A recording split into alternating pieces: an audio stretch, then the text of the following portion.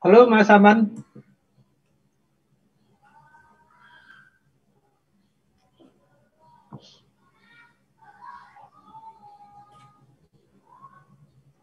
Halo Mas. Halo Mas Anang. Masih sepi Mas. Nanti Mas siapa? Najib. Mas Najib juga masih ada meeting apa sekarang sih selesai kayaknya. Iya. Sepi Sehat jadi Mas. malah nanti ngobrolnya malah intens. Apa kabar Mas? Ya, alhamdulillah. Sehat yang penting, Mas. Iya, iya. Ya. Mas, Ya. Mas tuh lagi apa sekarang pegang AJI. Itu Mas Saya. Bukan. ya. Saya di panjimasyarakat.com. Oh, oke. Ya, ya, ya, ya. Oh, sekarang online ya. Online. Oke.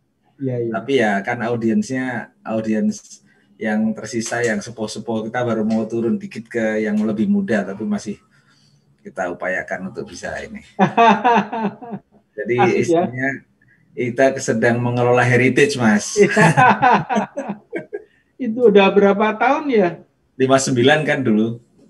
Oh iya ya. Panji Ya, Masyarakat tuh ya. 59. Wih. Jam Buya Hamka kan dulu. Iya ya. Ini sekarang generasi ketiganya Buya Hamka. Ngomong-ngomong Hamka ya. Aku Nah. tuh punya tafsirnya Hamka Al-Azhar ya. Oh ya, nah. Aku baca tuh emang cukup harus ada effort sih karena itu pakai bahasa lama ya. Melayu. Oh, Lama dan ininya Melayu kan, sastra iya, Melayu gitu kan. iya. Ini ada teman yang sering ikut. Halo Anita, Tiwi. Halo, sore Mas Tiwi, Anang. sore masih sepi banget dan memang kayaknya banyak yang liburan. Tapi iya, it's okay. Malah ngobrolnya nanti intens sama Mas Najib. Halo Mas Najib, apa kabar? Salam kenal. Mas Najib belum datang, itu Mas Aman namanya. Oh, Saya Aman. oh, Mas Aman. Oh, halo Mas. Halo, salam kenal Mbak. Salam kenal Mas Aman. Mas Aman ini pegang panjimasyarakat.com atau panjimas.com Mas? Panjimasyarakat.com, karena panjimas.com itu diambil entah oleh siapa yang belum jelas. Oh, oke. Ya kan? Oh, gitu ya. Itu ternyata majalah lama tahun 59. Iya, udah dari zaman dulu ya kayaknya. Dari zaman dulu. Jadi pembacanya sekarang mungkin tinggal 20%. Tapi Yang tetap ada usianya ini. 60-an kan, kira-kira kan? Iya, iya. Jadi hanya ini heritage lah, saya istilahkan heritage. Heritage, nice. Merawat sejarah ya. Ya, karena ya ini apa mendigitize ini ya, melakukan digitalisasi teks-teks lama kan sebenarnya. Oh, gitu. Ya, jadi kita berhubungan dengan para peneliti yang mereka nyimpen ini, nyimpen itu, yang mungkin tidak terdokumentasi secara baik di era sekarang ya. Anunya memang itu fokusnya Mas.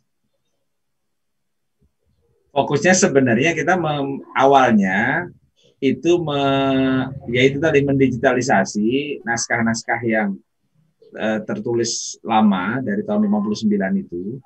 Kan itu syarat dengan ini sejarah, tetapi tidak dimasukkan dalam teks sejarah ya. Sebagian kalau yang kebetulan dijadikan bahan penelitian atau disertasi mungkin ada, tapi misalnya contohnya konflik Bung Karno sama Bung Hatta waktu tahun 50-an itu kan karena Bung Hatta menulis di Panji Masyarakat tentang demokrasi kita, kemudian meruncing dan seterusnya. Lah, teks itu sendiri adanya di Panji Masyarakat. Teks polemiknya itu yang begitu-begitu. Terus zaman Cak Nurholis Majid dulu ya, ketika pulang dari Chicago terus menulis yang bikin gempar para aktivis di tahun 70-an itu kan di Panji Masyarakat juga. Ya di era itu kan sebelum ada Tempo ya, dulu ada I see. majalah Tempo kan. Iya. Ini yang edisi ini memang sedikit yang ikut dari yang ngeklik, dan saya memperkirakan banyak yang pada liburan. Ya, Iya, memang. ya benar. Kita juga liburan, Mas. Liburannya dengan cara begini barangkali. Benar. Aku buka laptop juga, Mas Anang. Buka Iya, laptop. ya? Iya. Lumayan panjang ini liburnya 5 hari. Mbak Tiwi aktif terus ya ikut bincang komunikasinya Mas Anang ini ya? Iya, kan ini biar membuka wawasan ya Mas Anang ya. Biar nggak terbatasi oleh tembok-tembok ini. TV ini Mas Aman, dia dulu teman di Unokal. Sekarang dia konsultan sendiri ya. Gimana TV, silahkan. Aku nggak. Iya, jadi sekarang konsultan sendiri, bikin sendiri di information management sama change management, dan communication juga pasti berhubungan dengan change management. Banyak ngebantuin implementasi sistem gitu. Jadi komunikasi awalnya ikutan Mas Anang gak ada mau belajar komunikasi ya Mas. Lama-lama ya udah setiap minggu jadi kayak ini aja, kayak ini relaksasi sambil menyerap ilmu baru ya. Mbak Tiwi, Mas Anang itu mentor saya Mbak Tiwi di komunikasi. Oh iya, memang mentor saya juga Mas Anang. Iya. Guru semua orang Mas Anang ini. Iya, Bapak mentor ini semua angkatan ya. Pokoknya kata Mas Anang, kosongkan pikiran, serap aja, nanti juga banyak belajar ya Mas ya. Iya. Itu rumus nomor 1. Iya, ternyata begitu. Jadi banyak hal-hal yang menarik yang bisa dipelajari dengan mengosongkan pikiran. Di apa Mbak Tiwi concern ininya, fokusnya consultingnya? Information management ya. Information management, iya, kayak banyak orang sekarang kita kayak kayak overwhelming lah dengan segala macam informasi yang bergelombang informasi, tapi kita sendiri kan gimana cara memakai informasi itu buat mengambil suatu keputusan itu kan sebenarnya yang penting ya. Ya. Ya, jadi sebenarnya simple thing sih, dari ngurusin dokumen sampai ngurusin informasi yang banyak rangkaiannya. Nah, itu sendiri di Indonesia ya Mas Anang ya, belum not that common kalau orang mikirnya ya simple thing, kayak kemarin kita obrolin itulah tentang undang-undang itu kan, dokumentasi. Gue bilang, oh my god, harus kan ada suatu sistem yang make sure orang tuh bisa nge-review the original dokumen gitu kan, nggak orang jadi polemik berapa halaman lah, berapa chapternya lah. Maksudnya simple thing, you underestimate a document, padahal itu adalah basic untuk membuat satu keputusan. Kalau kan aku banyak ngebantu di Mega Capital Project ya, kayak bikin ya kayak di Indonesia di Water gitu.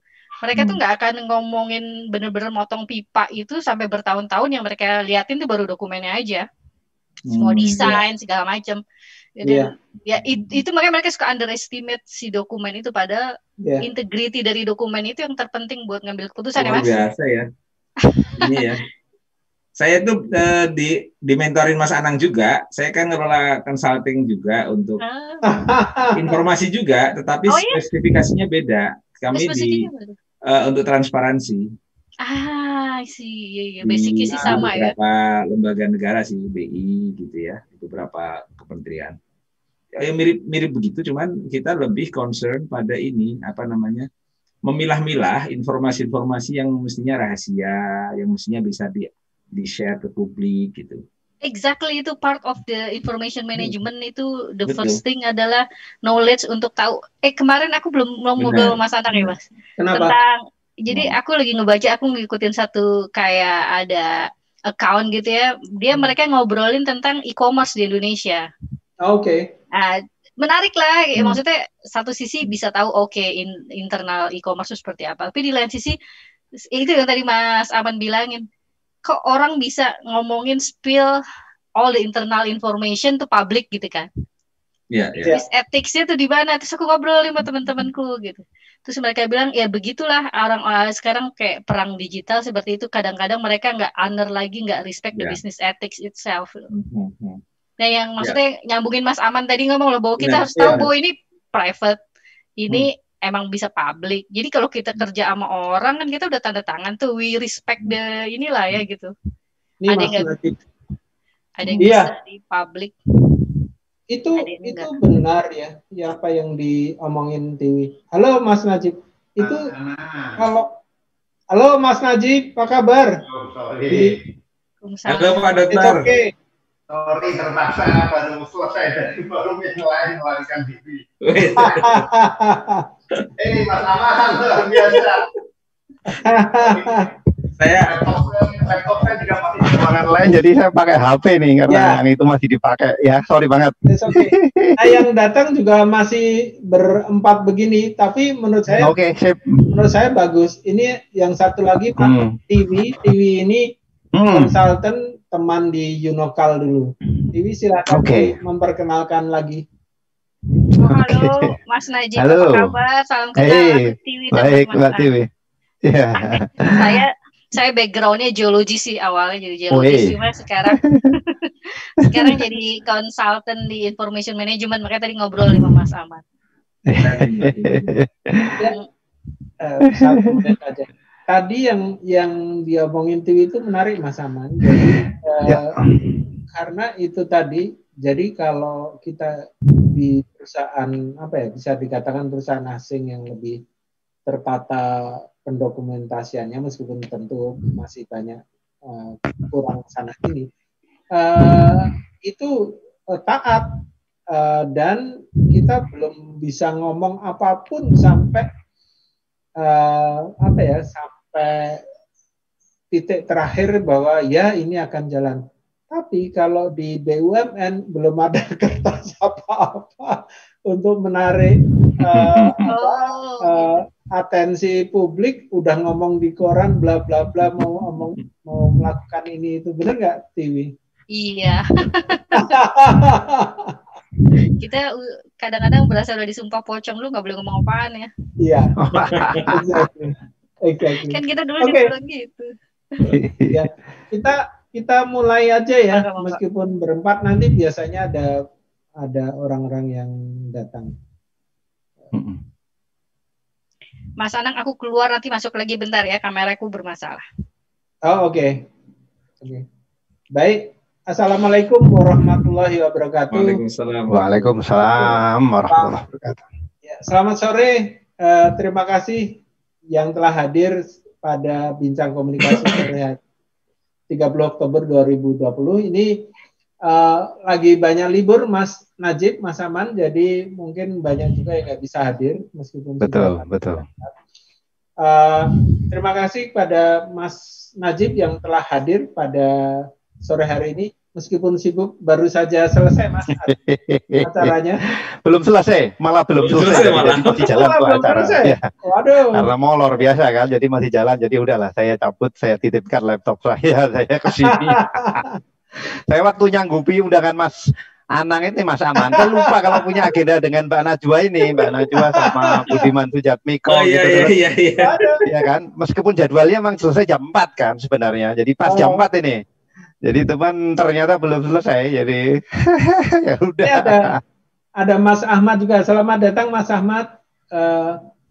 Kita tidak banyak pesertanya, tapi malah bagus, jadi bisa ngobrol dengan intens. Mas Ahmad nih backlight tapi kayaknya ya. Iya, Mas Ahmad backlight Mas. Nah, topik kita sore hari ini adalah tentang ketahanan masyarakat yang tengah diuji oleh pandemi. Mungkin topik ini juga sudah banyak sekali dibahas ya Mas Najib ya. Tapi kita tetap merasa ini penting untuk bisa dibahas karena tentu pembahasnya pun sangat paham tentang sosiologi, sehingga ini menarik. Nah, Mas, kalau ngomong-ngomong tentang perkembangan sosiologi saat ini di Indonesia, misal itu dipakai nggak sih ilmunya? Misalnya kayak disertasinya Mas Najib tentang jihad misalnya. Ya. secara umum sebenarnya sekarang sosiologi relatif lebih baik posisi ilmu sosiologi ya, katakanlah di dalam konstelasi, katakanlah paling sederhana mata pelajaran. Paling sederhana mata pelajaran. Jadi sekarang ini sosiologi salah satu mata pelajaran yang menjadi subjek UN, ujian nasional. Karena itu ya di SMA tambah jadi gitu. Jadi untuk yang sosial ya, kalau yang IPA tentunya tidak. Tapi ini jadi membuat semua anak-anak kita, anak-anak yang SMA terutama ya harus belajar sosiologi, kira-kira begitu. Jadi makin banyak orang yang belajar sosiologi, kemudian kebutuhan guru sosiologi otomatis jadi makin besar. Kira-kira kan begitu tuh logika sederhananya ya. Meskipun ya karena itu sekarang ini komplain atau keluhan teman-teman yang di sosiologi adalah sebagian besar memang pengajar mata kuliah sosiologi di bukan mata kuliah ya, pelajaran di SMA itu bukan sosiolog, nggak punya background sosiolog. Macam-macam, ada yang guru olahraga terpaksa ngajar sosiologi, ada yang guru mungkin PMP kira-kira gitu ya, atau jadi nggak satu gitu ya. Betul, jadi nggak menguasai, akibatnya sosiologi kadang-kadang tidak diajarkan secara menarik oleh orang-orang yang memang tidak menguasai ilmunya itu. Ini yang disesalkan. Jadi kemudian padahal kalau beberapa guru-guru yang bagus, kita punya di Jogja ini misalnya salah satu supplier sosiologi, Departemen Sosiologi UGM yang paling banyak selalu tiap tahun itu adalah di De Brito, SMA De Brito. Kebetulan SMA De Brito itu punya guru sosiologi yang bagus sekali Mas, memang dari dulu. Jadi dia seorang penulis, sering menulis di koran-koran, sering membuat resensi. Jadi dia menguasai betul subjeknya dan kemudian dia pintar mengemasnya, menyampaikan, sehingga kan minat anak-anak jadi besar. Jadi minat anak-anak itu jadi besar untuk belajar sosiologi. Jadi akhirnya banyak anak-anak berkualitas, anak-anak pintar yang kemudian masuk ke kami. De Brito langsung terus banyak yang masuk ke UGM. Kemudian selalu banyak. Jadi setiap tahun kami selalu dapat supply yang cukup besar dari De Brito, yang anak-anak pintar lah kira-kira gitu, yang dia biasanya seringkali kadang pilihan pertama, karena sosiologi itu kadang-kadang kan jadi pilihan kedua atau ketiga ya. Jadi mau milih ini nggak terima, kalau kedua ini ketiga. Jadi lalu yang masuk kan bukan orang yang passionate ya, yang punya gairah mempelajari sosiologi, tapi kepaksa ora diterima di tempat liane kira-kira gitu toh, masuk sosiologi. Tapi yang ini tuh kadang-kadang bagus. Jadi orang yang memang betul-betul passionate dari awal memang pengen masuk sosiologi, jadi asik, kemudian di kelas juga sangat aktif, sangat kreatif dan lain-lain. Jadi misalnya begitu, itu yang kami dapatkan ini di itu dari ilmunya, sosiologi. tapi kalau dari aplikasinya Mas, misalnya disertasi. Dari aplikasinya memang benar begini Mas Anang. Jadi sebagai profesi saya kira belum established sosiologi. Nah, sebagai profesi ya. Sebenarnya ada ikatan profesi sosiologi namanya ISI, Ikatan Sosiologi Indonesia. Itu ikatan profesi sosiolog lah kira-kira gitu. Jadi sekarang itu ada dua asosiasi di lingkaran komunitas sosiologi. Satu Ikatan Sosiologi Indonesia, itu asosiasi profesi. Satu lagi ada lagi namanya Asosiasi Program Studi Sosiologi Indonesia. Nah, kalau yang kedua ini keanggotanya bukan individu tapi program studi. Jadi program studi di UGM, program studi di UI, program studi di mana-mana, seluruh Indonesia. Dari Aceh sampai Papua, betul memang ada. Jadi sekarang keanggotaannya kira-kira hampir 100 lah, kira-kira gitu ya, 100 membership program studi sosiologi se-Indonesia. Nah, yang kedua ini relatif maju, yang asosiasi program studi. Kebetulan, mohon maaf, saya sempat menjadi ketuanya ini, asosiasi ini 2 periode. Jadi kemudian ketika pertama kali dibentuk, kemudian periode berikutnya saya menjadi ketuanya, relatif rutin kegiatan tiap tahun minimal 2-3 kali lah selama ini, kecuali pandemi ini kita transfer ke online. Tapi yang sebagai profesi memang agak kurang, mohon maaf ini. Jadi memang dulu sempat agak maju ketika zaman Orde Baru justru. Itu seolah seorang ketuanya kebetulan seorang menteri, yaitu Pak Haryono Suyono, mungkin teman-teman kenal saya kira, tokoh KB itu. Ketua BKKBN, pernah jadi menteri apalagi sosial kalau nggak salah. Beliau salah satu tokoh pemikirnya lah, konseptor dan sekaligus implementator BKKBN lah. Dia lah ketua sosiologi ISI waktu itu, Ikatan Sosiologi Indonesia, dan kemudian menggunakan mesinnya itu di pemerintahan untuk menggerakkan struktur. Tapi kemudian ketika pasca Orde Baru, jadi ini seperti kehilangan payungnya. Nah, sekarang baru dalam proses menata ini. Sekarang ketuanya, kebetulan ketua Ikatan Sosiologi Indonesia itu Rektor Unhas, Universitas Hasanuddin. Oke. Itu namanya Profesor Duya Aristina Pulubuhu, itu perempuan. Itu menarik, itu rektor perempuan di Unhas yang kebetulan juga ketua Ikatan Sosiologi Indonesia untuk periode yang kedua ini. Nah, kita sekarang sedang mencoba sesungguhnya meningkatkan banyak hal termasuk penguatan profesi, kira-kira gitu Mas Anang ya, yang tadi dikatakan itu sebagai profesi kira-kira seperti apa. Ini masih terus terang masih belum established lah. Tidak seperti profesi-profesi lain seperti insinyur kayak gitu ya, atau advokat atau macam-macam lah profesi yang lain. Profesinya Mas Aman ini saya kira lebih established mungkin dulu. Ikut ilmu sekolahnya ya, meskipun sekolahnya sekarang lain menggelutinya. Baik, Mas, selama ratusan tahun kita itu kan dijajah Belanda, lalu juga setelah itu juga kemudian dijajah Jepang. Setelah merdeka pun kita juga masih belum lepas dari berbagai persoalan, ada pemberontakan, ekonomi juga masih belum begitu bagus, sampai kemudian kita pun pernah mengalami krisis ekonomi tahun 98. Tapi bangsa Indonesia itu masih tetap berdiri, tidak terpecah, bahkan mungkin bisa kalau dibandingkan tidak seperti Balkan atau Rusia. Apa Mas faktor utama yang menyatukan dan mengikat bangsa Indonesia hingga kuat menghadapi berbagai gelombang itu, Mas? Jawabannya ada beberapa versi tergantung paradigmanya nih Mas Anang. Silakan. Kalau kita menggunakan paradigma yang agak spiritualis ya ini mukjizat, kira-kira begitu ya. Indonesia ini sebuah mukjizat.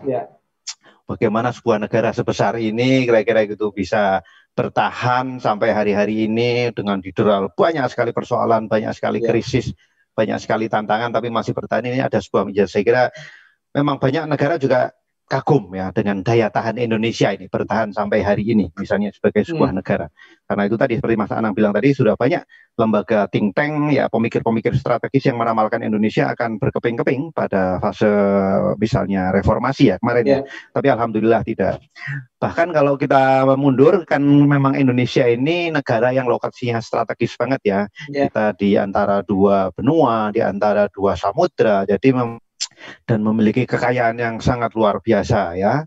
Kita punya kekayaan emas hitam ya, rempah-rempah yang membuat negara-negara itu datang dan pergi, atau datang tidak mau pergi-pergi menguasai Indonesia karena kekayaan kita yang hebat itu. Nah, tapi kemudian memang kita bertahan sebagai sebuah bangsa. Saya kira penjelasan yang berikutnya adalah memang kita punya daya tahan yang luar biasa ya, punya beberapa kelebihan. Salah satu kelebihan kita yang saya kira secara umum diakui yang membuat kita bertahan sebagai sebuah bangsa adalah, ini ada dua level saya kira. Satu di level makro simbolik ya, yang sangat besar sekali, yaitu bahasa Mas Anang. Bahasa Indonesia itu luar biasa. Itu kekayaan yang membuat kita utuh bersatu sebagai bangsa adalah bahasa, karena bahasa Indonesia itu kan bahasa yang dirumuskan oleh para penggerak aktivis kita dulu saat Sumpah Pemuda. Ini kebetulan juga dekat Sumpah Pemuda ya, baru 2 hari yang lalu ya. Itu kan luar biasa keputusan para aktivis waktu itu, misalnya memilih bahasa Indonesia yang berbasisnya adalah bahasa Melayu sebagai lingua franca ya, untuk sebagai bahasa persatuan. Bukan misalnya bahasa Jawa yang merupakan mayoritas peserta kongres waktu itu adalah Jawa pasti. Ya, mayoritas orang Jawa, terjadinya peristiwa di Jawa, tapi luar biasa kearifan para pendiri, para aktivis senior kita itu untuk tidak memilih bahasa Jawa. Kalau bahasa Jawa yang jadi pilihan akan banyak komplikasi yang terjadi ya. Ada hierarki yang luar biasa banyak, misalnya gitu yang tajam ya, itu hierarki dalam bahasa. Lalu akan ada stigma dominasi kultur tertentu. Nah, dengan memilih bahasa Melayu sebagai basis, itu bahasa yang egaliter, yang kemudian dipahami sebagai bahasa pergaulan pada masanya, dan kemudian menjadi semacam identitas perjuangan. Ya, identitas perjuangan yang mengawal kita sehingga kemudian 28 sampai kemudian 45 kita merdeka, itu sampai hari ini pun saya kira itu menjadi kekayaan yang luar biasa, sehingga kita bisa berkomunikasi dengan baik dengan teman-teman kita yang dari Aceh, yang dari Makassar, yang dari Bali, yang dari, bahkan ini ironi barangkali ya, ironi ya, di Papua itu kan kemajemukannya sangat tinggi ya, bahkan antar suku bahasanya lain. Nah, orang-orang Papua itu meskipun sama-sama memberontak terhadap Indonesia misalnya, tapi mereka berkomunikasi dengan bahasa Indonesia. Begitu. Karena kalau mereka menggunakan bahasa suku nggak bisa berkomunikasi.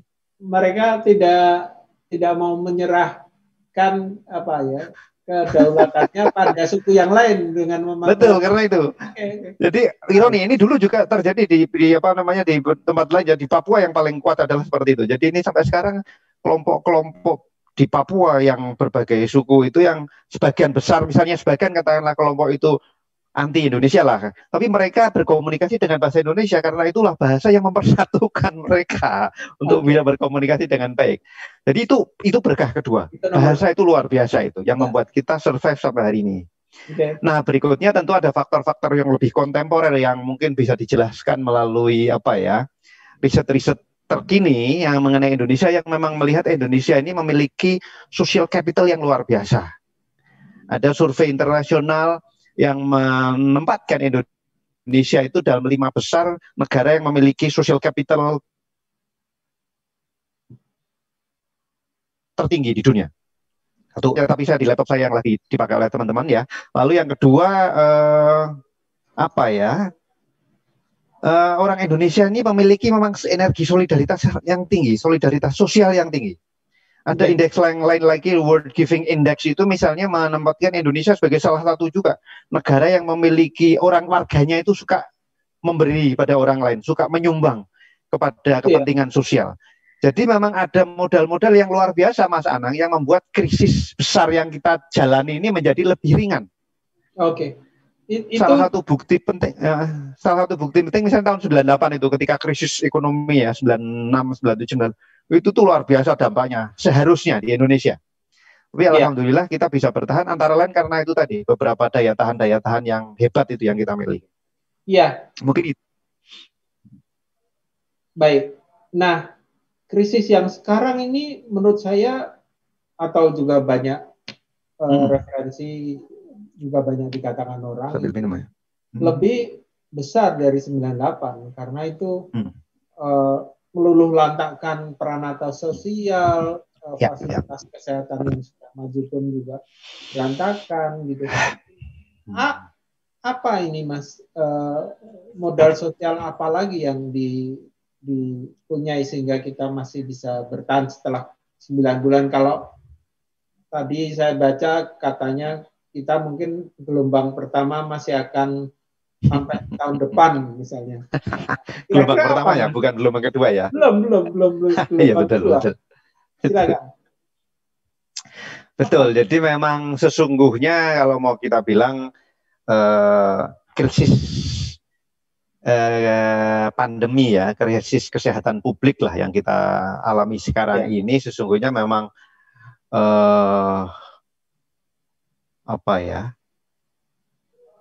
kita merasakan dampak yang luar biasa untuk sebagian besar. Saya kira awalnya adalah karena kegagalan negara untuk melakukan mitigasi. Kalau kita harus jujur, saya kira mengatakan begitu. Saya kira sesungguhnya negara memiliki momentum emas untuk fase-fase awal itu untuk melakukan mitigasi pandemi ya dengan lebih baik lagi. Tapi saya kira negara lemah ya, atau negara gagal untuk bekerja cepat untuk melakukan mitigasi secara cepat, secara tangkas, secara lincah sehingga kita terhindar dari pandemi yang lebih besar. Tapi itu sudah lewat momentum itu sehingga sekarang saya kira hari ini seperti tadi katakan Mas Anang tadi, kita mengalami pandemi berkepanjangan yang bahkan gelombang pertama pun belum selesai sampai hari ini. Iya. Kira-kira begitu ya. Betul. Nah, sebagian yang menyelamatkan itu adalah kekuatan warga. Ya, kekuatan warga. Jadi solidaritas warga itulah yang membuat bencana ini, musibah ini tidak seburuk yang seharusnya terjadi. Kalau tanpa solidaritas sosial, saya kira situasi kita akan jauh lebih buruk dari sekarang ya. Konflik sosial akan rentan sekali karena ini konflik yang membuat misalnya limitasi yang luar biasa, banyak orang bergerak saja terbatas, mira gitu ya. Jadi akses terhadap sumber daya, terhadap penghasilan menjadi berkurang misalnya gitu. Dan banyak hal lain ini yang membuat relasi-relasi sosial di masyarakat ini menjadi terganggu luar biasa untungnya tadi itu seperti saya katakan pada fase awal, kita memang memiliki beberapa modal di masyarakat kita yang membuat kohesi kita itu relatif masih terjaga. Tentu tanpa mengurangi, tanpa menampik terjadi masalah-masalah ya, stigma-stigma misalnya terhadap penderita COVID, misalnya ada jenazah yang tolak untuk dimakamkan di daerah tertentu, terjadilah itu ya. Tapi secara makro, secara umum saya kira kita bisa katakan bahwa daya tahan masyarakat kita relatif baik, yaitu yang menyelamatkan kita sampai hari ini. Dan saya kira seiring waktu memang pemerintah negara saya kira memperbaiki kerja dan kinerjanya sehingga sekarang jauh lebih baik dibandingkan saya kira kalau kita katakan 3 bulan awal yang sekaligus sesungguhnya golden time ya, golden momennya tapi sudah lewat. Tapi sekarang sudah jauh lebih baik dan sekarang memang kita seiring nih dalam proses untuk pemulihan jangka panjang ini antara negara yang di satu sisi meningkatkan kinerja dan kinerjanya secara cukup baik secara umum, lalu juga masyarakat kita yang luar biasa. Tentunya dengan catatan-catatan juga sesungguhnya bahwa tidak semua masyarakat seperti saya katakan tadi terbebas dari problem ya. Ada problem stigma, ada problem disiplin sosial yang juga luar biasa, yang juga tidak bagus, yang buruk saya kira di sisi yang lain ya. Selain modal sosial yang baik, kita punya kelemahan lain adalah disiplin sosial. Disiplin sosial, disiplin hukum kita yang rendah. Ini yang kemudian saya kira menjadi tantangan-tantangan dan masalah-masalah baru yang muncul, termasuk hari-hari ini saya kira kita semuanya sedang libur panjang nih, long weekend, dan banyak teman-teman kemana-mana lah kira-kira itu mengisi waktu karena memang sudah bosen lockdown atau karantina di rumah atau di kampung sendiri, jadi sekarang mulai pada ramai kemana-mana. Nah ini kalau tanpa disiplin sosial yang tinggi, wah ini yang tadi itu yang dikatakan menurunkan kurva ini menjadi semakin susah karena kita bisa jadi tetap akan terus meninggi Mas Ana. Jadi itu situasinya Mas. Ini yang menarik. Terima kasih Mas, tadi sudah dijelaskan. Yang menarik itu begini, yang tadi juga ada kaitannya dengan pertanyaan awal tadi, bagaimana sosiologi itu diaplikasikan di dalam pembuatan kebijakan. Yang kita lihat misalnya ketika kita semua sedang prihatin secara sosial, secara ekonomi, tapi secara politik terus kenceng, diantaranya undang-undang cipta kerja yang juga terus meskipun situasi terus digenjot sampai selesai dan kemudian menimbulkan ketegangan-ketegangan yang belum selesai. Nah ini bagaimana Mas Najib melihatnya? Apakah kita kalau begini terus nih kesehatannya masih belum selesai, ekonominya belum juga tumbuh, kemudian ada masalah-masalah politik ini. Ini apakah juga akan menggerus atau kita masih bisa bertahan, Mas? Oke, makasih Mas Ana. Mungkin sebelumnya saya ingin menyapa beberapa teman-teman saya yang baru gabung nih. Kayaknya baru selesai dari webinar yang sebelah, kemudian agak berduyun-duyun ke sini nih. Ada teman-teman dari Lampung Mangurat ini, kayak teman-teman sosiologi banyak yang gabung di sini. Ada Bu Hesti dari Riau ya. Ada Bu Hanum, Pak Rahmat dari Unhas ini gabung. Bu Hanum dari UNY kayaknya. Banyak nih teman-teman yang gabung ini. Pak Matiro dari Lampung Mangurat. Makasih udah gabung ini obrolan dengan Mas Anang ini senior saya di UGM. Sekarang jadi praktisi komunikasi yang luar biasa. Oke Mas Anang, jadi memang sesungguhnya memang pandemi ini datang dalam momen yang sulit ya. Artinya sebelum pandemi tiba, kita mengalami pengalaman-pengalaman politik yang buruk, kira-kira begitu. Beberapa pertarungan politik dalam kurun terakhir ini telah menimbulkan polarisasi yang luar biasa di masyarakat. Ini tadi juga di webinar sebelah dibahas ini soal polarisasi ini ya, soal polarisasi ini. Jadi orang nggak bisa bebas kecuali pro misalnya pemerintah atau pro oposisi. Jadi susah kalau mau berada di tengah ini. Misalnya Mbak Najwa pada suatu ketika dianggap pro pemerintah, sekarang dianggap pro oposisi misalnya gitu ya. Tadi betul Mbak Najwa tadi. Jadi memang ada fragmentasi, ada polarisasi yang luar biasa di masyarakat kita, sehingga semua respon kita itu seolah-olah tidak bisa terbebas dari frame tersebut, frame pertarungan politik. Ya, jadi mau mulai dari awal lah kita ingat antara lockdown non lockdown ya, kita awal itu sudah ramai sekali pertarungannya, itu sudah aroma pertarungan lama semerbak kembali ya, kira-kira gitulah. Semua aroma cebong kampret itu kadang-kadang masih muncul, meskipun itu sungguhnya harus kita hindari ya terminologi seperti itu, tapi kenyataannya terjadi. Jadi memang ada konteks pra pandemi yang membuat kita lebih sulit merespon dengan bijak, dengan civilized lah kira-kira, harusnya kan begitu. Jadi harusnya kan memang pandemi ini direspon dengan solidaritas sosial yang kuat. Ini yang sebenarnya modalnya kita sudah tinggi, kira-kira kan begitu. Modal kita sudah sangat kuat, kita punya modal sosial yang luar biasa, kita punya karakter masyarakat suka saling menolong yang luar biasa, tapi modal sosial itu memang tergerus oleh polarisasi politik, polarisasi sosial.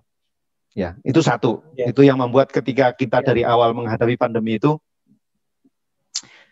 tidak ada semua pihak yang terlepas dari frame politik seperti itu. Jadi orang selalu dibaca pro rezim atau pro oposisi atau katakanlah kekuatan-kekuatan politik yang ada. Itu yang pertama. Itu yang membuat respon kita jadi canggung, gagap, kira-kira gitu, dan tidak bisa nyaman ya dengan tegas. Itu yang pertama. Lalu yang kedua, memang saya kira ada pilihan kontroversial yang dibuat oleh negara hari-hari ini, saya kira dengan mengakselerasi undang-undang cipta kerja ini. Saya sendiri membaca ini tampaknya memang ambisi terbesar dari seorang Jokowi sebagai seorang presiden yang memang backgroundnya memang seorang pedagang ya, kira-kira gitu, yang berangkat dari bawah, dari lokal, dia wali kota, lalu 2 periode, lalu gubernur, dan sekarang menjadi pemimpin negara untuk periode. Kira-kira orang seperti Pak Jokowi memang dari pengalaman dia dari bawah itu mengangkat bahwa ini salah satu problem nyata yang dialami oleh sebagian warga, terutama di kalangan bisnisnya, adalah memang ada pengaturan-pengaturan bisnis hukum yang sangat tidak kondusif, yang sangat tidak mendukung orang untuk berusaha dengan cepat, kira-kira begitu. Lalu beliau sudah, saya kira, memutuskan sebelum mulai periode kedua ini untuk ini jadi agenda prioritasnya, kira-kira gitu ya. Sehingga inilah dengan undang-undang cipta kerja itu, meskipun mungkin niatnya baik untuk misalnya gitu membuka UMKM yang lebih besar, peluang kerja lebih besar, termasuk macam-macam, tapi itu saja ini sangat berisiko untuk meremehkan atau menyisihkan hak-hak buruh di satu sisi. Yang kedua juga terutama lingkungan. Dua sisi yang berat, saya kira, yang ditabrak oleh atau digampangkan ya oleh undang-undang ini. Sehingga itulah yang kemudian memancing respon besar hari-hari ini, Mas Anang. Sehingga itu efek pandemi yang sudah repot tadi menjadi lebih complicated karena ada akselerasi agenda politik dari partai berkuasa atau koalisi pemerintah yang ingin memaksakan ini, meskipun tujuannya mungkin agar mungkin nanti percepatan pasca pandemi ini bisa lebih cepat, kira-kira begitu ya. Kalau banyak orang berdiskusi kan nanti pasca pandemi apakah polanya L dari mana turun lalu datar di bawah, kira-kira gitu ya, atau yang lebih bagus lagi U, jadi meskipun lama tapi mungkin nanti naik. Nah, mungkin Pak Jokowi saya kira punya imajinasi agar pemulihan pasca pandemi itu V, jadi lebih cepat, begitu rampung langsung naik cepat, karena memang banyak kemudahan usaha yang sudah disiapkan. Nah, tapi cilakanya sekali lagi itu mempersulit penanganan pandemi. Itu saya kira nyata. Dengan demonstrasi yang makin banyak, lalu juga distrust terhadap negara, itu yang tidak kalah penting. Karena proses produksi undang-undang yang mungkin terlalu dipercepat, yang mengabaikan suara-suara publik, menjadi distrustnya makin kecil. Artinya distrustnya makin besar, maaf. Jadi atau trustnya makin kecil. Jadi ini yang membuat sekarang ini kita dalam situasi yang sulit, Mas Anang, memang. Begitu kira-kira. Baik, terima kasih. Dari saya untuk pembukaan saya kira cukup. Saya persilahkan teman-teman yang hadir untuk bisa ngobrol, bertanya, atau mengomentari dengan pernyataan dari Mas Najib. Silakan, mungkin Mas Aman terlebih dahulu. Boleh Mas Anang, mohon izin Pak Najib. Silakan. Siap, Mas Aman. Ini menarik sekali ya. Kita jarang-jarang tuh menengok sisi lain dari, kan kita kalau sejak krisis politik lah saya sebut karena akibatnya sampai sejauh ini itu sampai kemudian muncul COVID dan terakhir Omnibus Law, terakhir yang jadi yang dianggap menjadi kesalahan itu komunikasi kan. Terakhir kemarin dianggap betul. Padahal kan ya kita tahu bahwa secara substansi ada persoalan gitu. Tetapi kemudian yang paling mudah adalah ini komunikasi ada yang nggak beres. Baik COVID, kemudian juga Omnibus Law, semuanya komunikasi. Nah, hari ini menarik karena kalau komunikasi ini kan sebenarnya kan medium saja kan, bukan substansi kan. Nah, ini menarik karena lebih dalam dari itu, yaitu sosiologi dan itu yang saya ingin minta insight dari Mas Najib itu begini. Kalau kita bandingkan dengan di Amerika yang hari ini juga sangat gawat ya. Sangat gawat di Amerika itu karena yang meninggal sudah 300.000 lebih, yang positif sudah 6 juta gitu, dan sedang mau pergantian rejim gitu kira-kira ya. Betul. Kalau menang. Ya kalau menang. yang lebih celaka lagi kan kira-kira kemarin ya hari Rabu atau Kamis waktu sana. Itu kan Gedung Putih menyatakan menghentikan pengendalian COVID kan, dan menyatakan COVID sudah selesai gitu. Menyerah. Ya, orang membaca menyerah, tetapi pihaknya Trump menganggap sudah selesai. Karena kita jadi seperti musim saja, ini musim kompetisi kita akhiri gitu, kita bergerak ke vaksin katanya gitu. Dengan adanya vaksin semua selesai. Oke, tapi saya melihat dari sisi yang tadi Mas Raji sampaikan soal model sosial. Di Amerika kan lebih rentan sebenarnya karena seperti itu. Sementara kita lihat kita lebih legit lah ya, lebih lentur gitu ya. Tetapi itu pun sampai sekarang belum sepenuhnya bisa dimaksimalkan sebagai bagian dari mengatasi krisis yang sedang berjalan dan mungkin akan membesar itu. Nah, pertanyaan saya sebenarnya apakah ini ada hubungannya kalau komunikasi itu selalu dikaitkan dengan soal post-truth, kemudian pergantian generasi yang milenial, yang cara komunikasinya beda, kira-kira gitu ya. Sehingga komunikasi dari pemerintah itu dianggap tidak efektif dan selalu disalahpahami gitu. Nah, kalau di sosiologi, katakanlah kita bicara soal modal sosial tadi. Apakah di generasi kita ini, yang sekarang ini, generasi milenial, katakanlah kalau kita sepakat mereka yang lahir tahun 82, yang sekarang sebagian sudah mulai berada di tingkat mid manager sampai di level pimpinan di institusi-institusi, apakah di tingkat milenial itu juga masih sekuat itu, Mas Najib? Modal sosialnya? Oke. Mereka yang dibesarkan oleh katakanlah oleh internet lah ya, tidak semata-mata oleh kalau di daerah kan orang riung, orang ketemu, interaksi itu kan kuat ininya. Nilai-nilai juga masih kuat gitu lah. Anak-anak milenial itu kan dibesarkan oleh internet, artinya oleh nilai-nilai yang jauh lebih diaspora lah gitu ininya. Nah, itu kita membacanya gimana ya? Apakah masih bisa mengharapkan dari anak-anak milenial ini dalam konteks modal sosial tadi? Itu yang pertama. Dua saja ya. Yang kedua kemudian apakah justru dengan kehadiran teman-teman generasi milenial ini, kita siapa tahu menemukan breakthrough gitu ya, cara mengatasi krisis yang mungkin tidak seperti yang kita bayangkan sebelumnya ya. Yang saya juga tidak tahu dari sisi sosiologi, apakah mungkin itu bisa ditemukan gitu ya. Sebagaimana kalau kita lihat revolusi, katakanlah disruption gitu kan, kita banyak tercengang dengan pola-pola yang muncul dari kalangan milenial ya. Apakah dari sisi modal sosial itu bisa seperti itu atau mungkin tidak bisa secara teoritis ya, saya nggak tahu. Itu aja Mas Najib. Makasih Mas Anang kesempatannya. Iya. Silakan Mas Najib. Wah, pertanyaannya sulit-sulit ini para tokoh-tokoh ahli komunikasi senior ini memang. Ini biasanya para pengisi acara semua ini yang hadir di sini, jadi berat-berat ini. Termasuk teman-teman saya yang baru gabung ini semuanya dosen-dosen senior yang waduh berat-berat ini.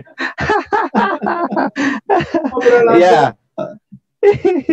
Iya, yang pertama mengenai itu ya, apakah kekuatan modal sosial itu yang saya kira dimiliki oleh kita sebagai kolektivitas itu masih relevan, masih tepat dipakai untuk membaca generasi milenial, ya generasi yang lebih muda.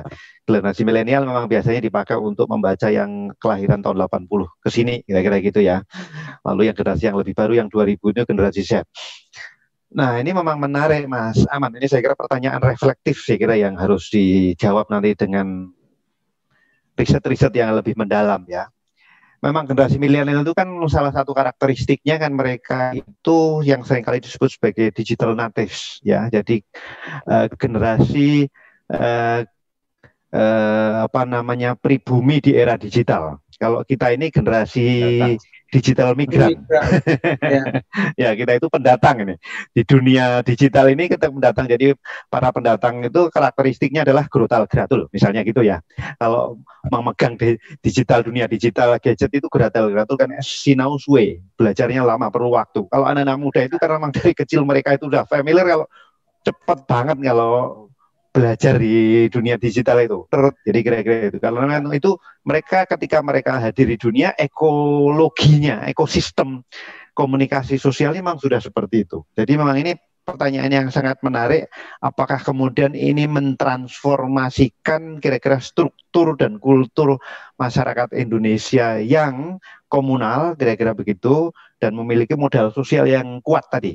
Ya, saya kira ini pertanyaan yang memang sangat penting. Apakah kultur dan struktur seperti itu ditransformasikan oleh ekosistem digital yang melingkungi kita ini sehingga kita berubah karakteristiknya?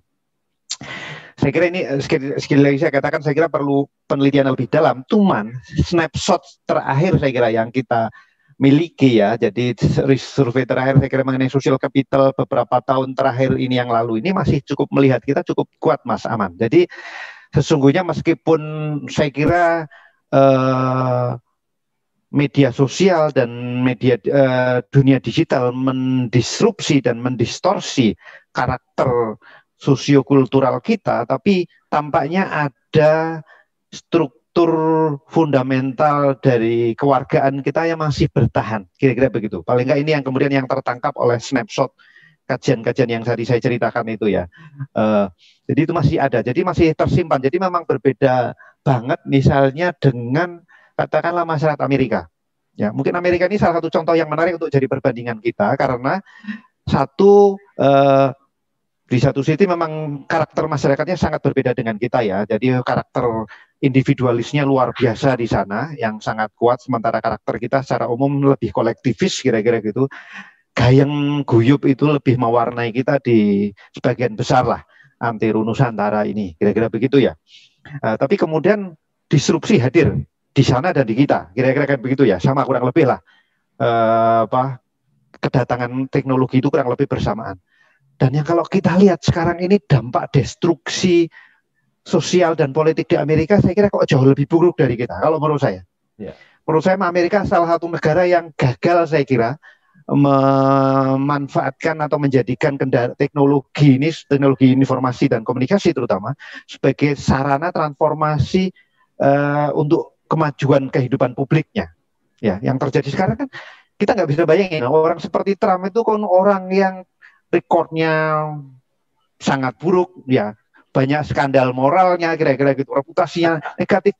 Tapi kok bisa sebuah negara besar yang konon negara yang sudah matang secara demokratik, warganya kok bisa memilih orang seperti itu, kira-kira gitu ya. Saya nggak tahu kalau di negara kita siapa ini contoh yang paling cocok ya untuk membayangkan orang yang suka tampil, sangat suka eksibisionis, kira-kira bahkan skandalnya pun dieksibisikan, kira-kira kan begitu ya, suka dipamer-pamerkan. Punya skandal keuangan, skandal moral yang luar biasa, kok bisa terpilih dalam sebuah proses elektoral sebagai presiden ya, karena pemilihan kan mereka kan cuma 2 orang ya, jadi memang polarisasi juga tinggi.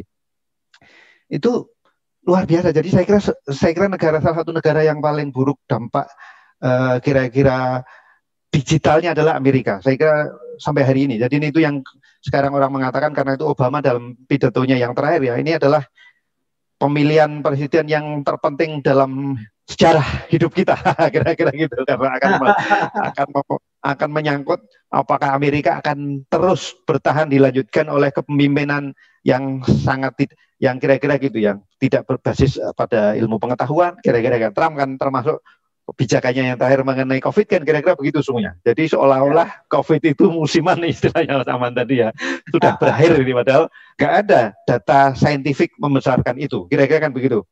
Seorang kepemimpinan yang mungkin produksi hoax-nya paling besar dalam tiap hari ya. Jadi dia menutupi hoax dengan hoax dan terus-menerus akhirnya itu menjadi kebenaran kan kira-kira begitu. Jadi apakah fase kepemimpinan politik populis yang tidak berbasis pada sains yang seperti itu akan terjadi? Tampaknya itu di Amerika terjadi sangat buruk, dan di Indonesia meskipun saya kira itu terjadi, kita melihat pertempuran yang dahsyat ya di ruang publik kita, di medsos kita terutama ya. Tapi sejauh ini saya kira kita masih mampu, paling nggak dengan semua kerusakan yang terjadi ya, sampai hari ini saya kira masih mampu bertahan. Jadi di aspek tertentu saya kira solidaritas sosial itu masih bisa menggerus, meskipun sudah tergerus oleh polarisasi tadi, masih mampu menjadi penyangga kehidupan kita bersama sampai hari ini. Jawaban saya untuk pertanyaan pertama. Jadi saya kira kok dengan semua reduksinya, dengan semua krisisnya, saya kira generasi milenial saya kira kok masih kira-kira menghidupi dan masih hidup dalam kira-kira kerangka kehidupan sosial yang cukup baik, dalam artian memiliki sosial kapital yang terjaga. Itu yang pertama. Yang kedua mengenai breakthrough.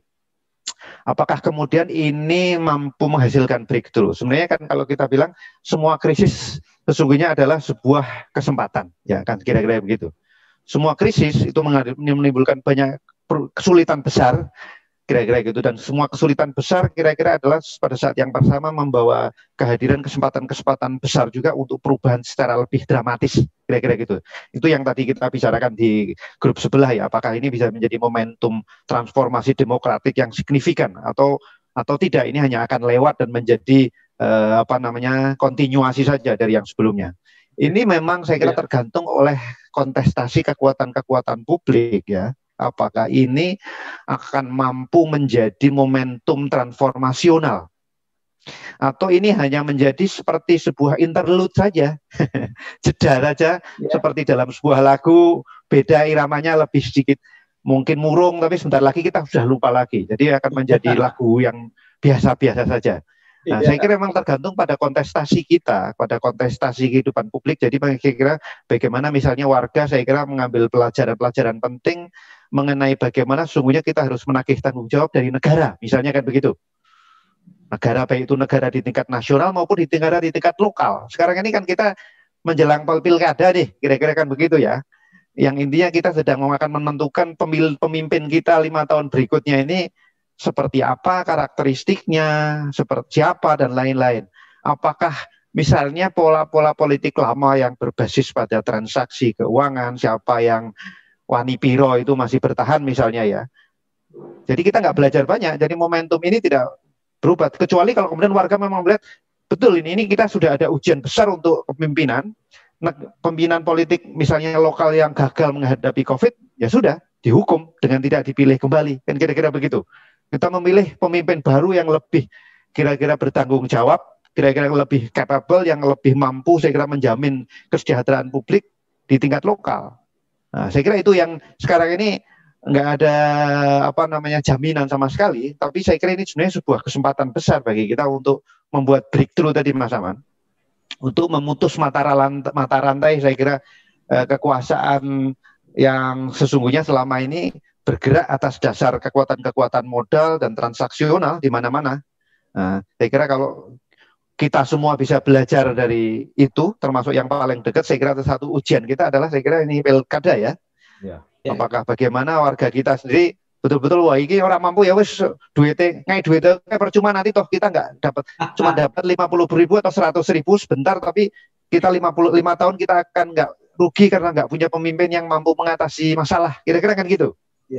Nah ini saya kira ini kita dalam ujian di level yang lain ya, di level yang lebih lokal saya kira. Teman-teman di daerah-daerah lain bisa cerita itu, yang dari Makassar, yang dari lain-lain misalnya, bagaimana itu situasi di tingkat lokal, apakah warga menjadi lebih bijak ya, lebih cerdas dalam merespon ini, dengan dalam artian mampu membuat keputusan-keputusan yang saya kira lebih berjangka panjang, tidak pragmatik, transaksional seperti yang selama ini terjadi. Mungkin itu dari saya Mas Aman, mohon maaf. Baik, terima kasih Mas Najib. Mungkin ada yang mau melanjutkan pertanyaan tadi dari Mas Aman. Saya Pak Anang dari Silakan. Banjarmasin. Silakan Mas. Oke, selamat sore Mas Najib, Pak Anang dan kawan-kawan semua yang ada di ruangan sini. Kalau tadi ini Matiro ya dari Lambung Mangkurat ini. Saya dari Lambung Mangkurat di Banjarmasin. Iya. Tadi apa yang disampaikan oleh Mas Aman tadi tentang modal sosial di milenial. Kalau saya coba masuk di ranah lokalitas, mungkin kearifan lokal ini Mas Najib. Oke. Ya. Saya ini posisinya di daerah Kota Baru di kepulauan. Kebetulan kepulauan ini ya basisnya adalah masyarakat pesisir. Jadi nelayan ya. Nelayan. Secara umum kalau saya lihat dibandingkan dengan di Banjarmasin ya, Banjarmasin sendiri masuk dalam kategori pandemi yang termasuk daerah paling tinggi. Hampir setiap hari naik terus kan, ada 8 positif tapi masyarakat di Banjarmasin sendiri kok menjadi acuh terhadap itu untuk di wilayah kotanya. Tapi ketika saya sekarang berada di posisi pedesaan atau di kepulauan yang memang sangat jauh dari pusat kota, saya lihat justru modal sosial tadi munculnya ini lebih variatif. Artinya ada hal-hal yang dulu mereka hilang, misalnya karena konsep kemajuan teknologi, orang-orang nelayan ini yang rata-rata dari Sulawesi Selatan ya, dari Sulawesi Selatan, Sulawesi Barat, kebetulan di sini yang menempati pulau ini, ada misalnya ada dulu yang hilang, sekarang gara-gara polarisasi pemerintah yang pandemi ini berbahaya, akhirnya mereka juga harus terkurung di pulau dan memunculkan kembali kearifan lokal yang dulu mereka hilang. Misalnya saya sebut ada istilah di sini itu dalek polerilek bu. Artinya kalau misalnya kita bicara rejeki, kalau seorang nelayan itu, orang-orang Sulawesi ini, rejeki itu adalah sumbernya dari laut. jadi sedangkan yang khawatir terhadap pandemi ini adalah orang-orang dari darat. Nah, ini yang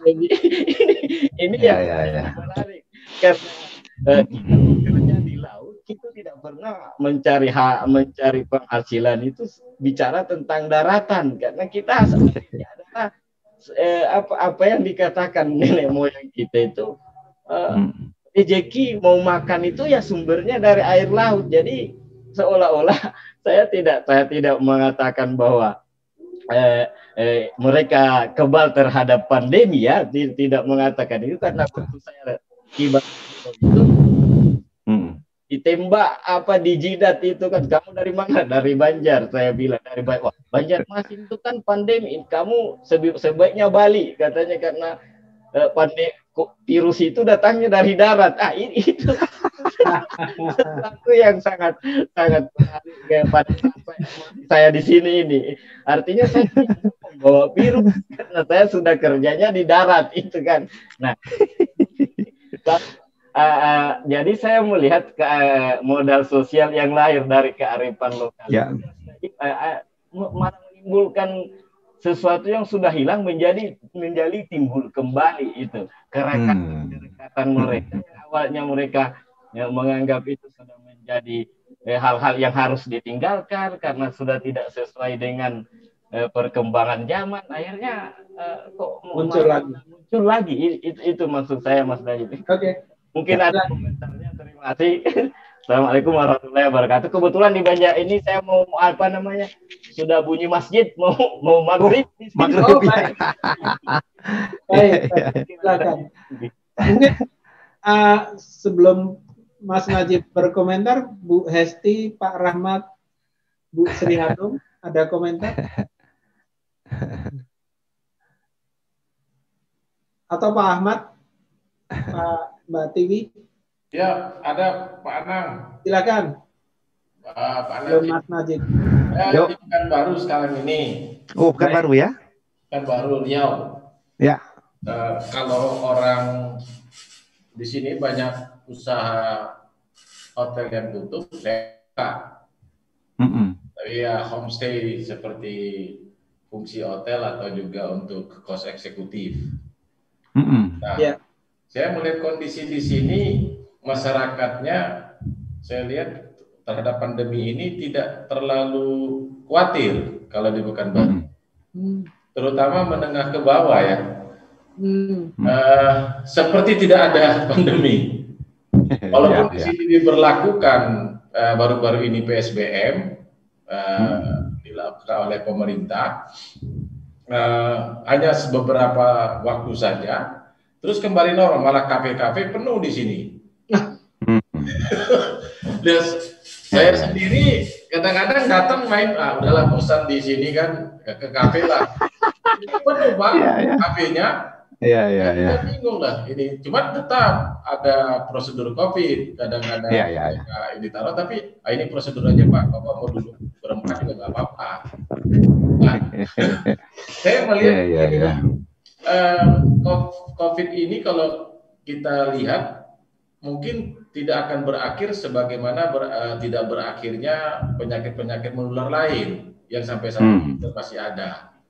Ya, kita contohkan HIV, terus demam berdarah, kusta, TBC, dan lain sebagainya lah. Itu kan juga menular sebenarnya. Dan mestinya kan kita tidak perlu ada kekhawatiran dalam menghadapi ini, hanya saja preventifnya yang kita harus lakukan untuk supaya kita jangan terkena. Kalau TBC bagaimana, kalau nyamuk itu bagaimana kita berantas, sama juga dengan saat ini kan COVID, bahwa kita cuci tangan, pakai masker. Bahkan ada di penginapan saya ini tamu datang, dia nggak percaya ada COVID.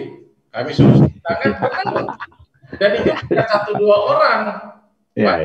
Jangan Pak, kami siapkan kan prosedur COVID, cuci tangan, pakai sabun kami siapkan. Pak, maaf cuci tangan dulu. Enggak, kenapa saya mesti cuci tangan?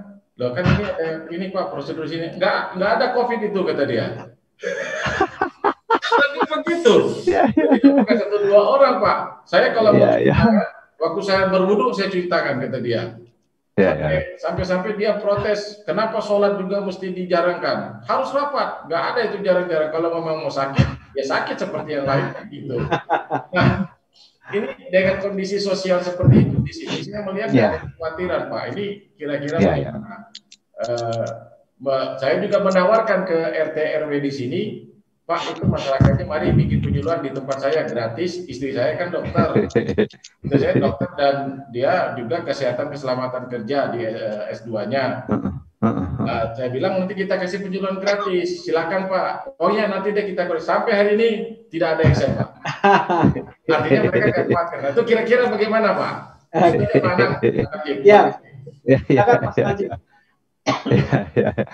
Makasih. Ini Pak Ahmad ini sebenarnya berdekatan dengan Bu Hesti nih, karena Bu Hesti di Pekanbaru juga ini. Jangan-jangan nggak saling nyambung ini. Iya Pak. Bener ya Bu Hesti ya? Jaringan naik turun. Selamat sore semuanya Bapak-bapak. Sore ya.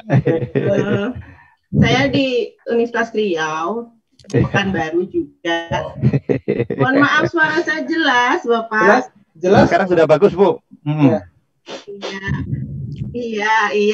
Ginilah biasa Pak, kami jauh dari peradaban, jadinya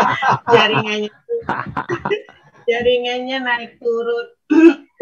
Tadi menanggapi Pak Ahmad juga, memang ya kami di sini memang seperti itu ya, sikapnya itu. Ya kebetulan saya orang Jawa Pak, jadi keluarga besar saya di Jawa. Tentu saya jadi seperti Parno sendiri kalau di sini di Pekanbaru. Sementara di sini itu semua seperti ya biasa-biasa aja gitu loh. Nanti kalau saya tidak berani terima tamu, lalu mereka, waduh ini ya karantina ketat katanya. Kenapa saya jadi kelihatan lebay gitu ya? Karena kalau saya kan keluarga besar saya semuanya wanti-wanti yang begini, yang begini. Jadi saya tuh lebay sendiri Pak kalau di sini. Bahkan teman-teman di kampus itu ngajak, ayo kita udah suntuk sekali-sekali kita ujiannya di ini offline, tidak online. Sementara kami yang sebagian kan masih kepingin online ya karena ketakutan. Tapi mereka yang katanya hanya sekedar alasan suntuk saja, mereka berani ujian offline coba. Nah tapi sekarang Universitas Riau sudah satu persatu ada dosen, ada satu barusan kemarin ya ini berita juga ada dosen pertama di Universitas Riau yang sudah ada yang meninggal. Kemudian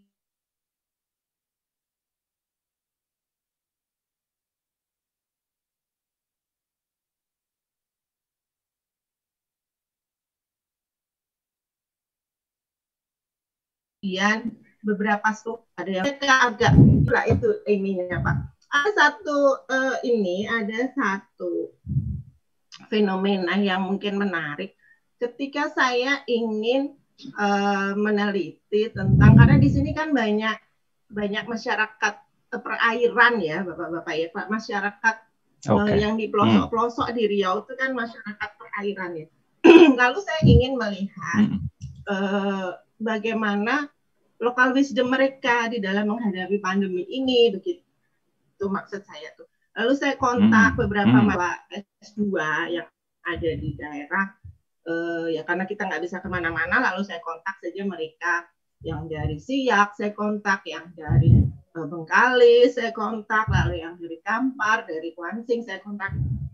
Bisa nggak kira-kira menggambarkan situasi di daerah saya gitu, paling nggak saya punya gambaran, saya ada sesuatu yang saya tulis. Jadi mereka tuh semua bisa aja Bu, tapi masalahnya angkanya 0. Jadi di daerah-daerah tuh memang nggak ada yang terjangkit Pak. Jadi memang ini coba bisa nggak kirim? Bisa Bu, kami akan kirim. Lalu saya dapat beberapa ini nggak ada ya Pak yang terjangkit, nggak ada Bu, kami 0 katanya gitu. Jadi saya juga mikir gimana ya kalau dulu pernah didiskusikan bahwa ini hanya terjangkit di kota-kota kan waktu PSBB lalu waktu Lebaran dan sebagainya kan semuanya protes waktu Ganjar Pranowo agak ini itu kan hanya di kota besar yang segala macam. Jadi saya mikir memang waktu itu memang tidak diterima ya pernyataan seperti itu bahwa hanya terjangkit di kota besar, tapi nyatanya di daerah-daerah memang tidak ada Pak.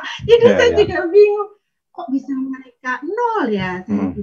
Apa karena khusus di Riau itu jarak tuh agak terpisah-pisah ya, karena semuanya melalui perairan ya, semua dengan harus nyebrang sungai, harus seperti itu, sehingga ada isolasi yang ya misalnya di suku-suku Akit, di suku-suku laut, nggak ada mereka yang terjangkit Pak. Karena mereka itu sanitasinya juga tidak terlalu bagus gitu kan. Jadi saya yang berharap tinggi tadinya ingin melihat lokal wisdom mereka, agak kaget karena Ibu di sini 0 nggak ada angka terjangkit. Itu Pak kalau suasana di Riau Pak bisa saya sampaikan Pak. Terima kasih. Pak Anak, Pak Najib. Iya. Tadi bahkan di pemerintah, saya kan main tenis di gedung DPRD provinsi, ada banyak klub lah di situ. Malah ada tamu-tamu datang dari Dumai kan juga pandemi kan, juga boleh dibilang zona merah, datang diundang, Bu Gubernur hadir Pak. Jadi suasananya biasa aja. Jadi mereka juga ke Payakumbuh, ke Padang, padahal Padang juga dijaga ketat, katanya tetangganya jalan seperti biasa. Ya begitulah kondisinya. Oke, silakan Mas Najib berkomentar. Ini barusan gabung adalah Dr. Agus Yunianto, beliau Dr. RSPAD, nanti juga bisa menjelaskan. Silakan Mas Najib menangkap fenomena tadi. Ya, makasih Mas Anang dan teman-teman sekalian yang sudah melempar bola, saya kira menarik ini. Jadi saya kira justru ini ya menariknya kekayaan kita ketika banyak catatan-catatan atau narasi-narasi lokal ini yang kadang-kadang mungkin tidak masuk ya dalam radar katakanlah pengambilan kebijakan atau pemberitaan nasional, media nasional, saya kira ini memang justru penting. Jadi satu memang saya kira salah satu yang perlu kita sadari dari karakteristik Indonesia itu adalah kan memang kita itu secara geografis luar biasa ya, luasnya. Kita terdiri dari 16.000 pulau lebih, kira-kira gitu, dengan variasi yang sangat kaya masyarakatnya. Beda jauh misalnya dengan Amerika yang daratan, terutama kan begitu ya. Yang apa namanya, segala sesuatu, mobilitasnya, karakteristiknya mungkin kurang lebih lebih mirip lah, lebih seragam. Kita itu luar biasa memang, ragam variasi kita ini. Beberapa teman kemudian kan kebetulan tadi kan mengangkat katakanlah cerita-cerita dari wilayah pesisir ya, atau masyarakat perikanan. Jadi masyarakat yang tinggal di daerah pantai, misalnya gitu tadi dari Mas Matiro, juga Bu Hesti, ya. Itu kan kira-kira memang memiliki karakteristik yang berbeda, dan saya kira memang proses persebaran COVID ini, saya kira nanti Pak Dokter nanti bisa menjelaskan lebih lanjut. Ini kan memang virus terbaru ya, virus terbaru yang terus-menerus masih mengalami juga perubahan, mutasi, pengenalan ilmu. Kan panduan dari WHO juga sepanjang waktu kan revisi-revisi terus tuh. Dari sekian bulan, ya revisi lagi, ada kontroversi, revisi lagi. Jadi kira-kira gitu ya. Jadi memang variasi situasi dan variasi respon masyarakat kita, masyarakat dan pemerintah dan negara ya, itu memang luar biasa kita itu di Indonesia itu. Saya kira mulai dari yang Jakarta, dari yang Jawa misalnya itu, lalu yang keluar dari Jawa itu tadi kita akan cerita tadi dari yang ujung di Sumatera, di Pekanbaru, sampai kemudian yang Matiro tadi di apa namanya, di Kalimantan Selatan, Banjarmasin ya, di Kota Baru tadi misalnya itu. Jadi memang bervariasi, dan di situ pun kan bervariasi.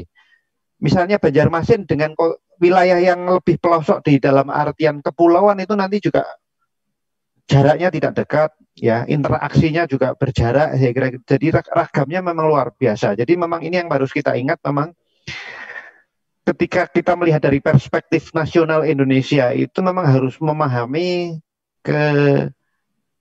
pelbagaian itu, kebinekaan yang luar biasa dari warga kita itu, baik itu secara etnis, secara geografis, maupun secara kultural tadi. Jadi semacam apa ya, konstruksi kultural yang muncul di masing-masing itu kan memang konstruksi ini saya kira satu paling banyak orang membuat konstruksi berbasiskan pengalaman, paling umum kan kira-kira gitu ya.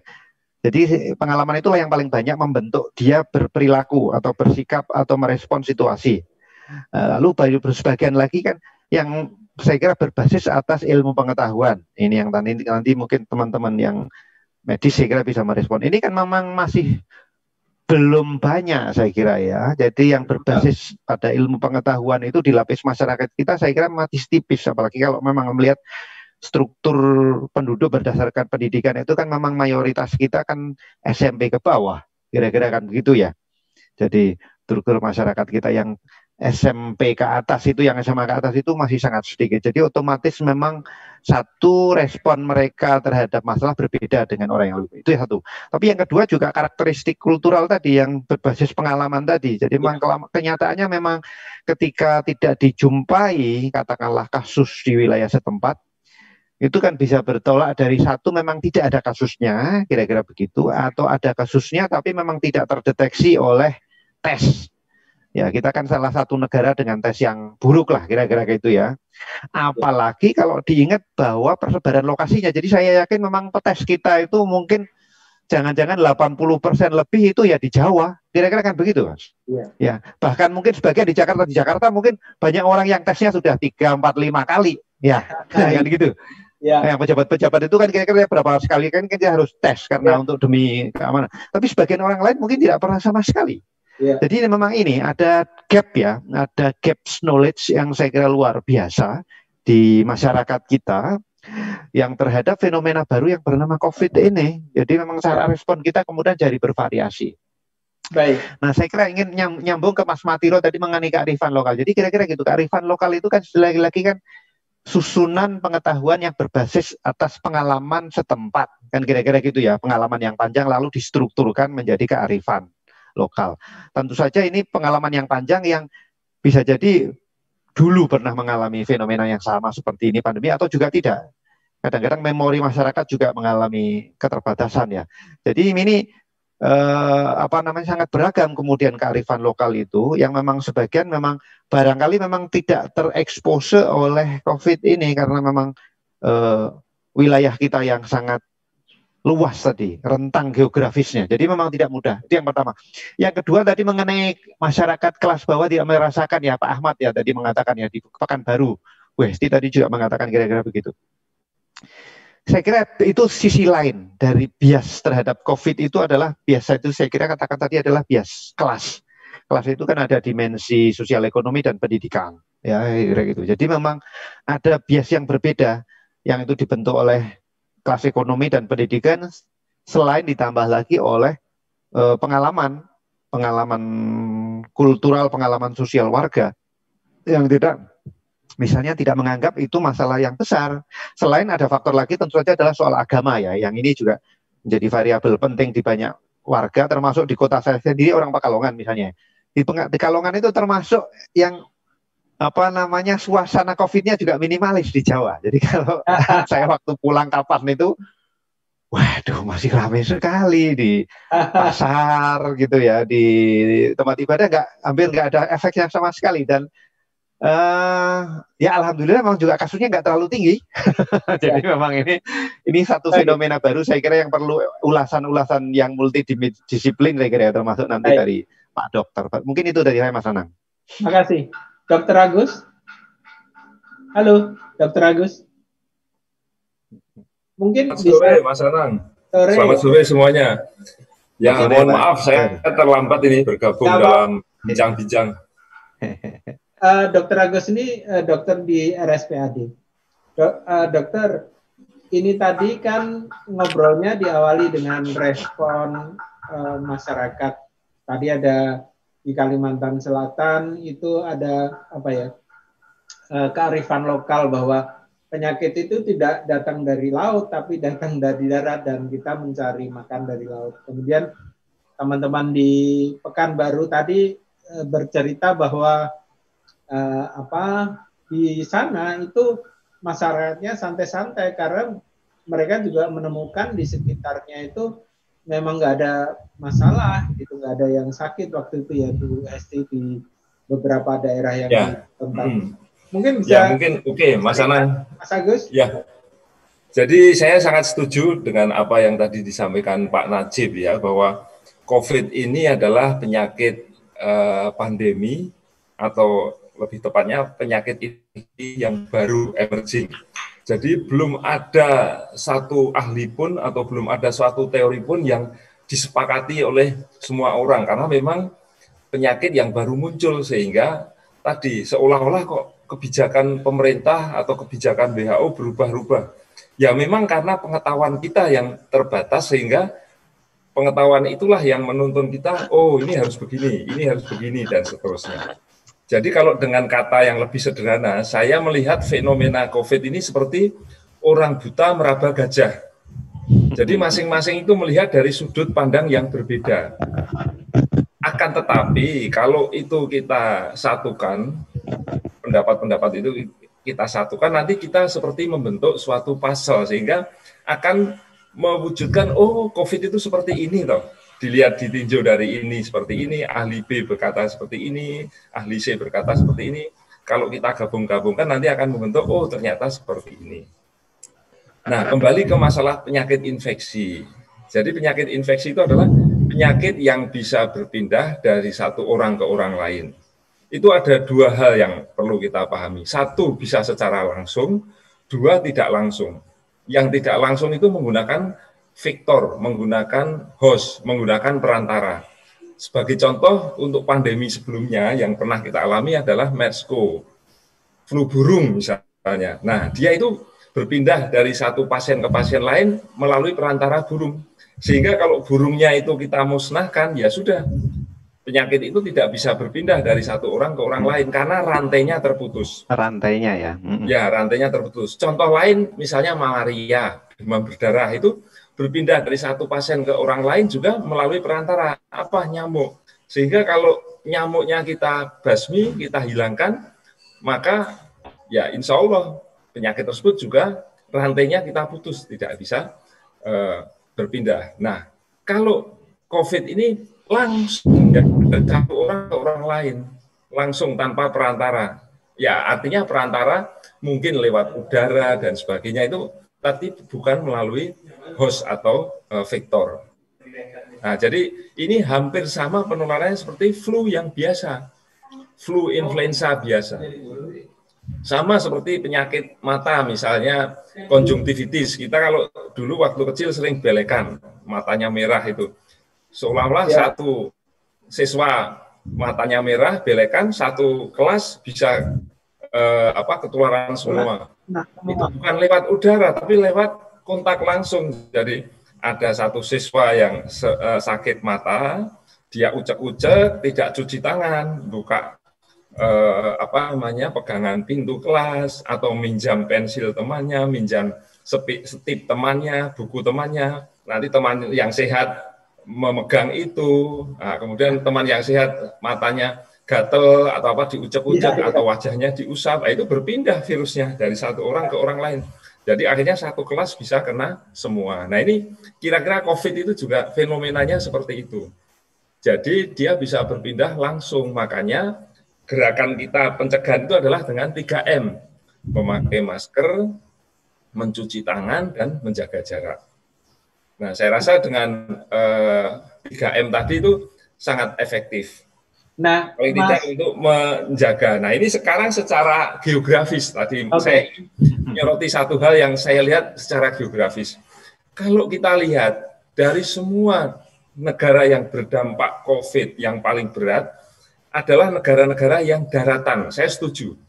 Jadi mulai dari Cina ke barat sampai Eropa itu daratan semua. Dan mungkin kalau kita lihat negara-negara yang berdampak sangat berat itu hampir linier, satu garis dengan 4 musim semua. Bahkan sampai ke Amerika juga. Amerika kan daratan yang maha luas. Nah, Indonesia itu secara geografis sudah distancing. Satu pulau ke pulau lain itu sudah secara alamiah Allah sudah mentakdirkan warga Indonesia itu distancing. Nah, makanya bisa kita lihat yang paling berat ya Jakarta, karena Jakarta itu paling padat. Saya setuju. Pulau Jawa paling berat. Kalau kita lihat, saya baca di Kompas bulan kemarin ya, kalau nggak salah itu, di Nusa Tenggara Timur tidak ada COVID itu.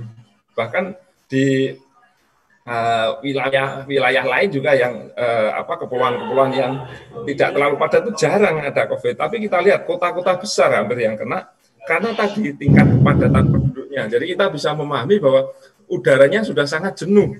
Udara misalnya katakanlah 1 kali 1 kilometer persegi, populasinya 10.000, tapi di luar 1 kali 1 kilometer persegi populasinya mungkin hanya 5 orang, katakanlah begitu. Jauh sekali udaranya, 1 dibagi untuk 1.000 orang, yang 1 kilometer persegi lagi dibagi untuk 5 orang. Ya tentu saja yang 5 orang jauh lebih aman dibanding yang 1.000, itu kira-kira begitu. Jadi secara geografi Indonesia sendiri sudah distancing karena negara kepulauan. Mungkin itu tambahan dari saya, Mas Anang. Demikian, terima kasih. Baik. Ada komentar atau pertanyaan lagi dari teman-teman? Kalau nggak ada, Mas Najib, aku melanjutkan yang tadi pertanyaan tadi. Itu yang tadi dikemukakan di kelas sebelah atau ruang sebelah atau sebelah, itu menarik menurut saya, dan sebetulnya hampir sama dengan yang kita bicarakan, meskipun pasti di sana lebih tajam. Jadi indikator apa yang bisa kita punyai sekarang ini bahwa kita secara kolektif, masyarakat maupun bangsa ini belajar dari pandemi ini untuk menjadi masyarakat yang lebih baik tadi, misalnya transformasi politik, dan sebagainya. Mungkin bisa cerita, Mas, indikator-indikatornya apa yang kita tangkap ya, bahwa kita memang belajar nih, atau tadi yang kita khawatirkan tadi, jangan-jangan kita nggak belajar. Silakan. Ya. Oke, makasih Mas Anang. Jadi sebenarnya ya kehidupan bersama kita itu kan satu proses belajar sebenarnya yang tidak pernah putus ya.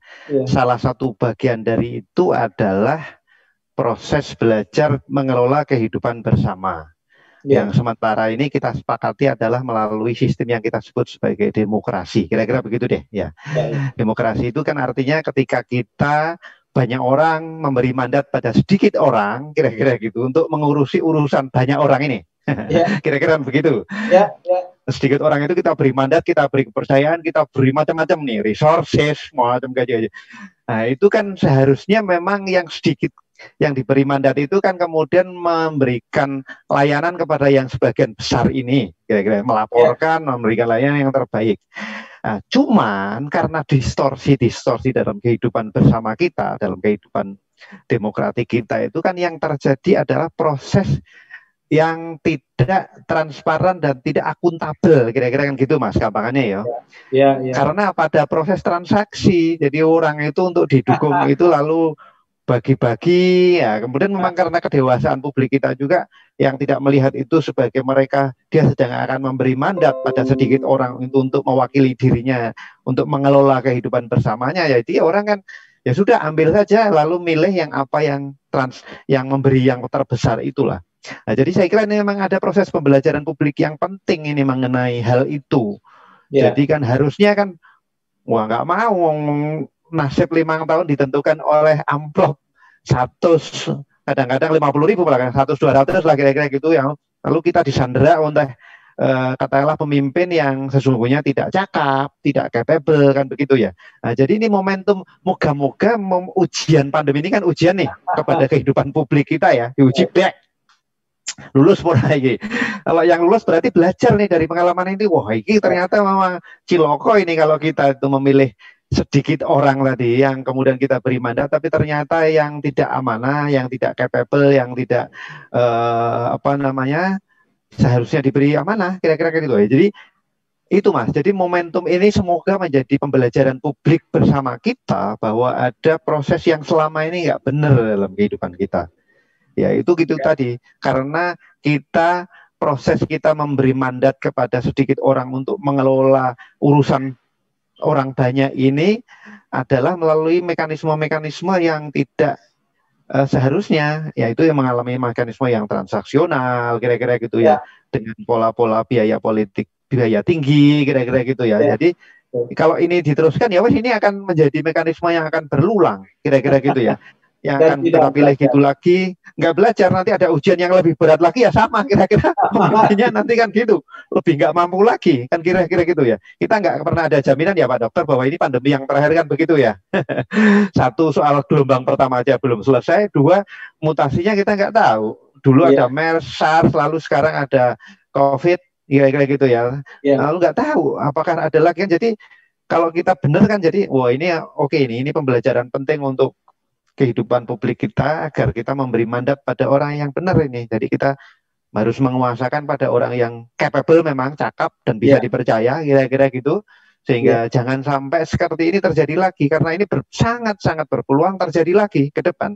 Nggak ada jaminan tidak ada fenomena seperti ini. Epidemi atau pandemi ini tidak ada jaminan tidak akan terjadi lagi. Mungkin itu Mas Anang maksud saya.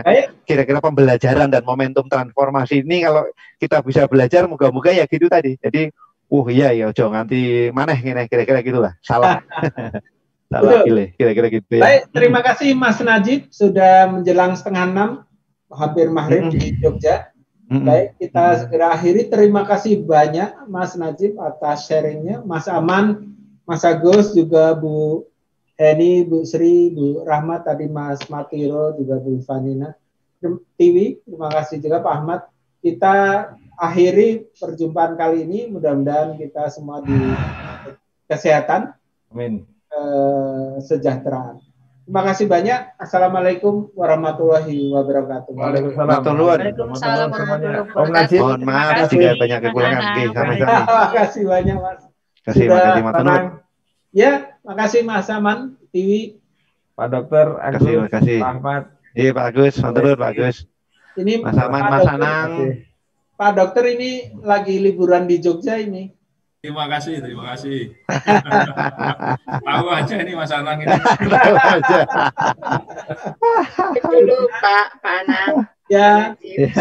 Assalamualaikum. Nanti Ibu Bana, ya, salam kata. Oke, pamit ya, matur nuwun ya. Assalamualaikum. Semuanya. Yuk, semuanya. Depan tentang ekonomi kita. Tentang Ya, oke, sip. karena tanggal 5 kita akan pengumuman kuartal 3 itu negatif atau positif. Oh, iya ya. Makasih Terima Mas. kasih semuanya. Assalamualaikum. Iya, matur. Jangan Terima kasih, makan ya. nih. Terima kasih. Ya, Yuk. mau makan. Waalaikumsalam.